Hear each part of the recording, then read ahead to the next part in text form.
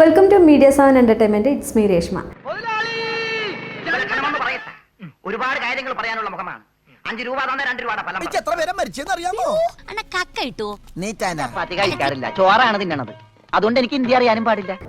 മലയാളികൾക്ക് ഒരിക്കലും മറക്കാൻ കഴിയാത്ത കഥാപാത്രങ്ങളാണ് നമ്മളിപ്പോൾ കണ്ടത്. മലയാള ഹാസ്യ താരങ്ങളിലെ രാജാക്കന്മാരിൽ ഒരാൾ നമ്മുടെ സ്വന്തം ഹരിശ്രീ അശോകൻ. ഓരോ സിനിമയുടെ തുടക്കം മുതൽ ഒടുക്കം വരെ നോക്കുകയാണെങ്കിൽ അദ്ദേഹത്തിൻ്റെ പങ്ക് വളരെ വലുതാണ്.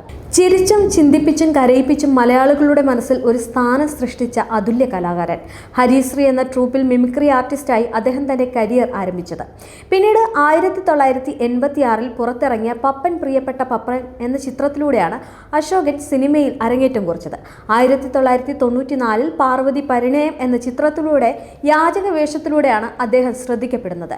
വ്യത്യസ്ത കഥാപാത്രങ്ങളിലൂടെ മലയാളികളുടെ മനസ്സിൽ ഇടം സൃഷ്ടിച്ച അദ്ദേഹം ഇതുവരെ 2000-ലധികം ചിത്രങ്ങൾ ചെയ്തിട്ടുണ്ട്. മലയാള സിനിമയിലെ ജനപ്രിയ കോമഡി ജോഡിയാണ് ദിലീപും ഹരിശ്രീ അശോകനും.